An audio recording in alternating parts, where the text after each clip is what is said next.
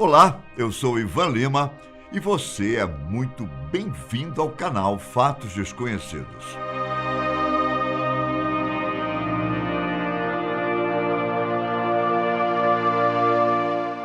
Talvez uma das questões mais polêmicas sobre a religião seja o dízimo. Enquanto alguns acreditam que o dízimo é uma forma dos líderes religiosos ganharem dinheiro, abusando da boa-fé dos fiéis, outros acham que se trata de uma lei divina e que, caso os famosos 10% não sejam doados todo mês, essa pessoa será condenada por Deus. Mas qual a verdade sobre o dízimo? As Escrituras Sagradas realmente dizem que o dízimo é algo obrigatório para os fiéis? Vem comigo, que eu vou te contar tudo que descobrimos sobre o polêmico tributo cobrado por algumas igrejas. Pode parecer loucura o que eu vou falar agora, mas bem antes do cristianismo surgir, o dízimo já estava presente entre os humanos. Muitos templos antigos do Egito, Grécia e Roma já cobravam doações desde mais ou menos 1500 a.C. Só que, claro que nessa época os tributos não eram como os de hoje, que geralmente são cerca de 10% de um determinado valor. Na verdade, antigamente, eram solicitados animais, armas, alimentos e qualquer coisa que pudesse ser usada como troca. Já entre os cristãos, acredita-se que o patriarca Abraão previu o estabelecimento do dízimo e que os sacerdotes levitas da casa de Abraão tenham continuado com a prática. O dízimo foi usado para algumas ocasiões especiais, como foi o caso da reforma do templo sobre o reino de Joás, o 8º rei de Judá, em que cobravam o valor de meio siclo, a moeda de prata usada na região.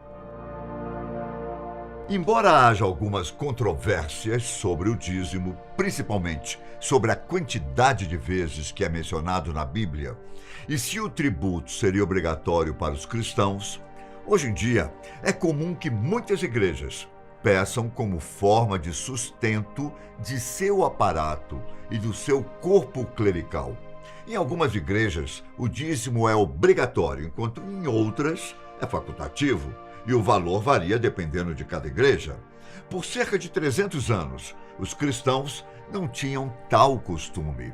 E até mais ou menos o século VIII, a obrigação do dízimo não era tão importante assim.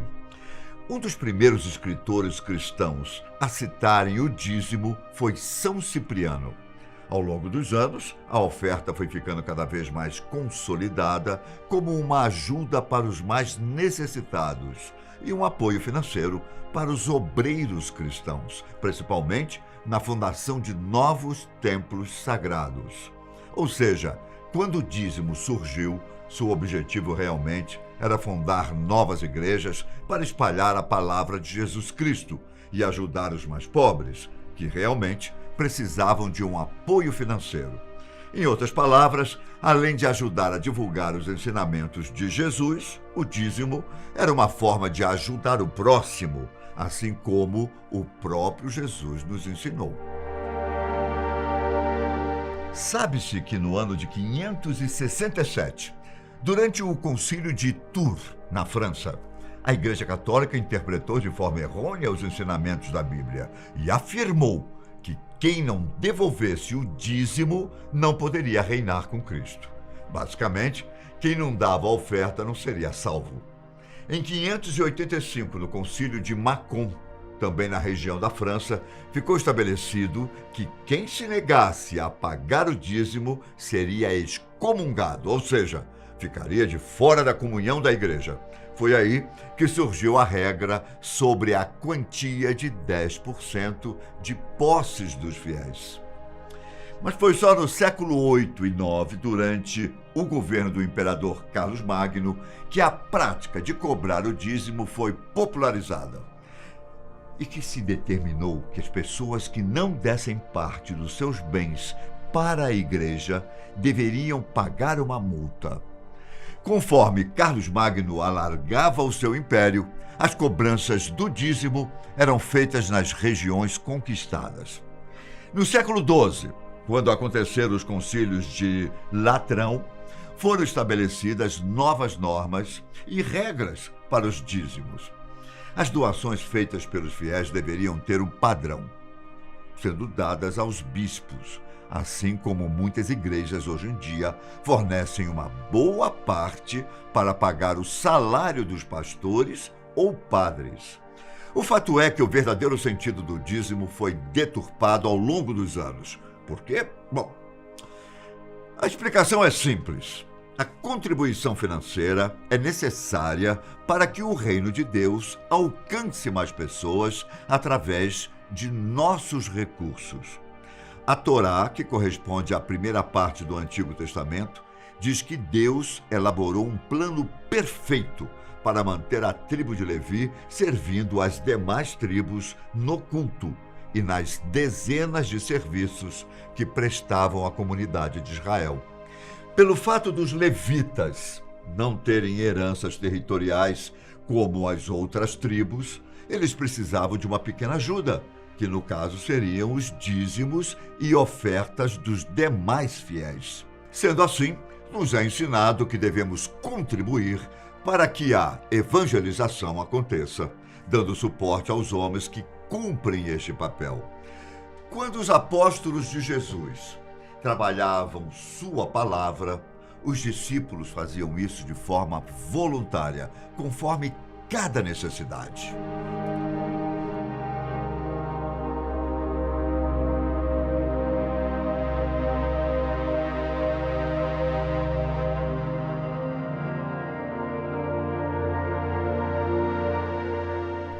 Quando era necessário, era dado um suporte para que o trabalho de evangelização fosse feito com dedicação e eficácia. Então podemos dizer que a verdadeira razão do dízimo foi deturpada ao longo da história, pois o dízimo nunca foi uma obrigação. Os discípulos contribuíam por pura espontaneidade à medida que os obreiros iam fazendo crescer o reino de Deus. Além disso, o dízimo da lei de Moisés nos ensina muito sobre a avareza. Para quem não sabe, uma pessoa avarenta é aquela que é obcecada por adquirir e acumular dinheiro. E quem ama o dinheiro geralmente é egoísta e se preocupa apenas com si mesmo e em acumular riquezas, esquecendo-se dos ensinamentos de Jesus e, consequentemente, de ajudar aqueles que espalham a palavra de Cristo. Na lei mosaica, que refere-se à lei de Moisés e que é concedida por Deus, o Criador ordenou que os israelitas compartilhassem de suas colheitas, crias de gado e do rebanho com as viúvas, órfãos, estrangeiros, pobres, além dos levitas.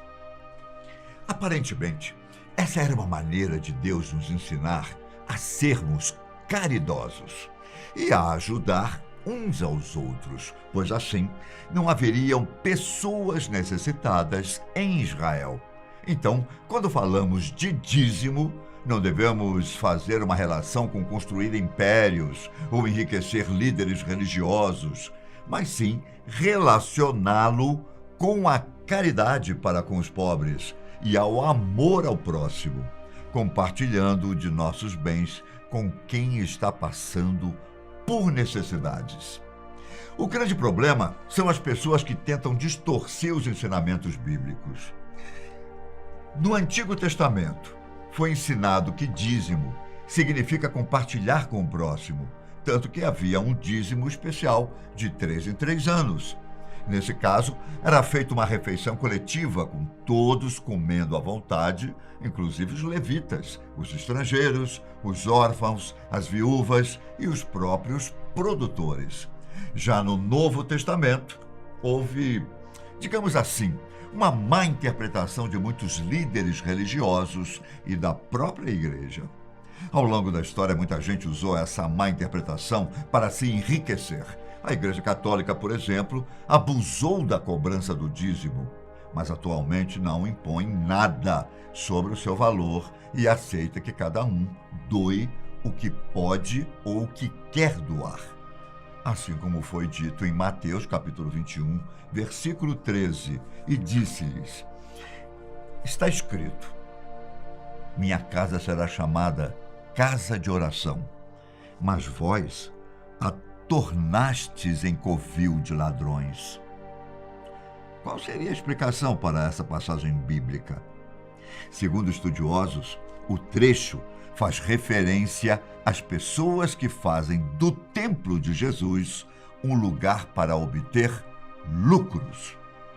De forma resumida, o pagamento do dízimo, de acordo com as Escrituras Sagradas, é apenas uma maneira de ajudar as pessoas que pregam a palavra de Deus.